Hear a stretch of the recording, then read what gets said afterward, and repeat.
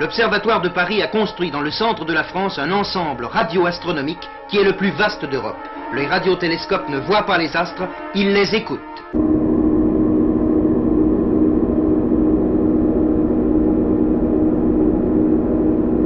Je suppose que la planète est enveloppée par une force mystérieuse.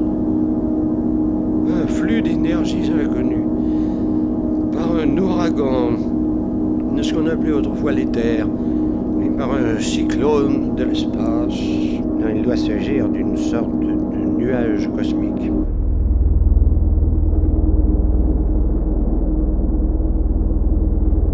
Ici, on travaille sur le fond de la mer. Donc on a déjà un fond qui réverbère, qui renvoie les ondes sonores. Nous évoquerons ainsi le programme d'étude des océans Topex-Poséidon, qui effacera sans nul doute cette confrontation terre-mer sur le satellite et la mer. Quand vous êtes sur l'océan au large, le spectacle, le décor était le même 50 siècles auparavant, et même 500 siècles avant, c'était pareil. C'est l'origine du monde. C'est l'origine du monde, et vous êtes là-dessus. Est-ce que le monde de la mer exclut presque tout le reste ?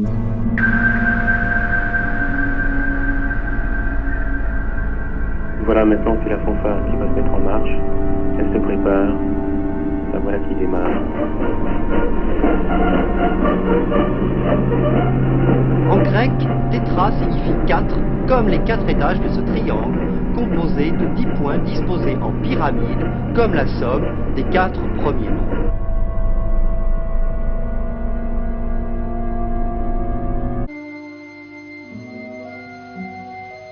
La science du temps. C'est une sorte de mobile, oui, géométrique, sur pied. Plusieurs facettes qui tournent et qui renvoient la lumière un peu dans tous les sens. On va s'en apercevoir. 2 secondes. C'est pas la bonne pièce.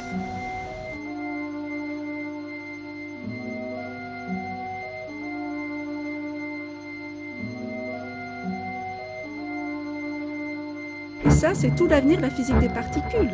Et ça va être très très important dans cette quête d'unification.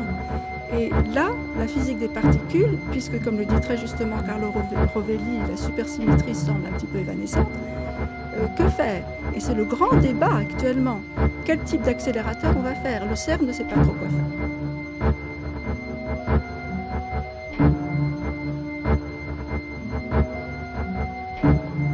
Plus haut, toujours plus haut.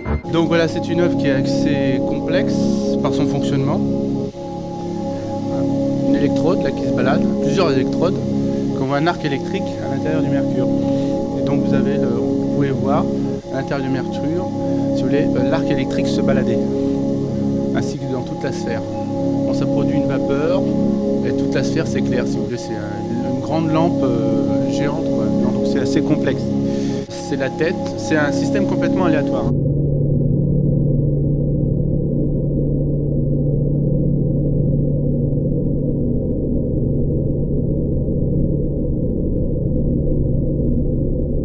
Cette structure très particulière ne se manifeste nullement par une électrisation du métal, puisque les charges négatives des électrons sont exactement compensées par les charges positives des ions. Cependant, toutes les propriétés caractéristiques des métaux découlent de la présence d'électrons libres dans la masse, en particulier leur grand pouvoir réflecteur pour la lumière, qui leur donne cet aspect brillant, et surtout la facilité avec laquelle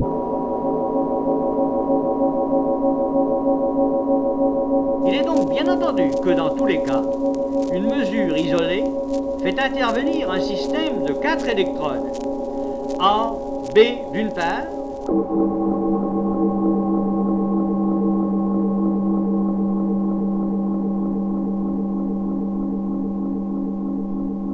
Simplement, ce qui se passe, c'est que la racine cubique de 2 n'est pas un entier. Alors,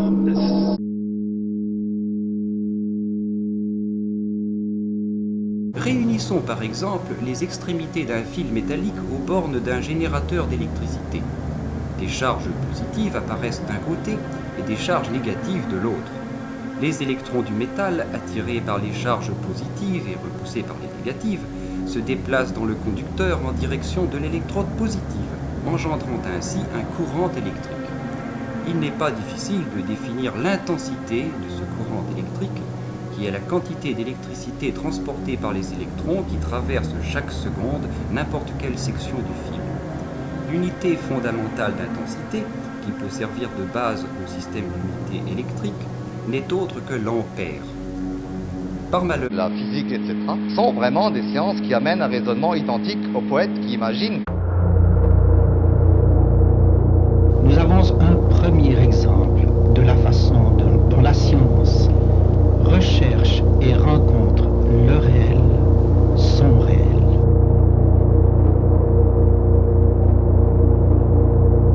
Je faisais coller le rêve et l'événement qu'il préfigurait, selon moi. Donc j'étais immédiatement...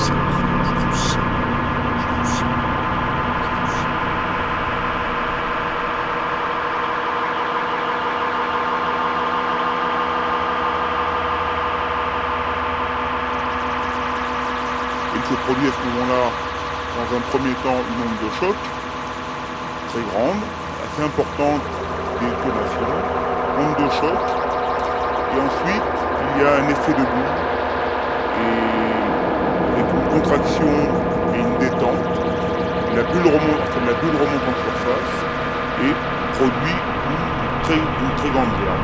Vous vérifiez toujours que l'onde de choc ne se propagera pas jusqu'à la roche sur la côte ou ailleurs. Et votre corps a fait ce long apprentissage de cette nourriture et de cette boisson différente. Mais finalement, on voit rien. En réalité, finalement, on voit rien. Et puis, si ça ne suffit pas, on est prêt à renvoyer une force encore plus grande. Il se produit à ce moment-là, dans un premier temps, une onde de choc très grande, assez importante, onde de choc, et ensuite, il y a un effet de boule.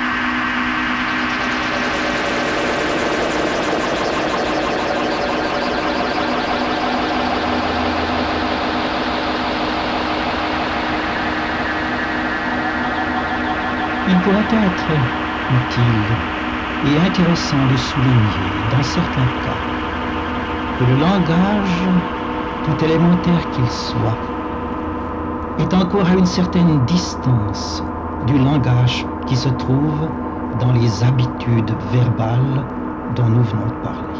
Et maintenant, c'est une dialectique de la durée qui s'évoque dans les articulations des temps des verbes au seul mode de la dialectique de l'espace. Maintenant, en face de la dialectique du temps et des temps, vient se placer une faculté que nous avons d'organiser la succession temporelle de nos activités. Une faculté que, au regard de ce qu'elle devient, de ce qu'elle peut devenir dans notre civilisation industrielle, il est peut-être juste de nommer une technique du temps. Sous le regard, pourrait-on dire, d'une intuition temporelle, sous l'intuition qui est nôtre. Comme un ventre en ruine. Tous ces oiseaux qui tournoyaient, on s'est aperçu que cette chose grise était immensément colorée. Elle était bleue de Prusse, bleu pourpre, bleu de cobalt, bleu de céruléum, verte en haut, violette dans les ombres, avec un peu de vert, vert tendre, comme s'il y avait de la mousse, comme s'il y avait des champs. Il y avait quelques petites taches de phoque dessus. Et tout ça, ça remuait fantastiquement, comme un ventre en ruine. Cette chose grise était immensément colorée. Elle était bleue de Prusse, bleu pourpre, bleu de cobalt, bleu de céruléum, verte en haut, violette dans les ombres, avec un peu de vert, vert tendre, comme s'il y avait de la mousse, comme s'il y avait des champs. Il y avait quelques petites taches de phoque dessus. Et tout ça, ça remuait fantastiquement. C'était très beau. De qualité de silence, qualité de lumière, de couleur. Mais c'est peut-être le silence qui va avec des craquements, qui fait que le silence existe vraiment, qui nous a donné l'échelle de nous-mêmes. C'est-à-dire un peu vulnérable et chanceux d'être là, encore des moments de grâce. Nous aurons l'occasion de décrire dans nos prochains exposés les espaces à 4, 5, 6, 7, 8 dimensions. Alors, cependant, c'est très facile à définir. Vous savez qu'un espace à 3 dimensions, qu'est-ce que c'est? C'est un point d'un espace à 3 dimensions est repéré à l'aide de 3 nombres.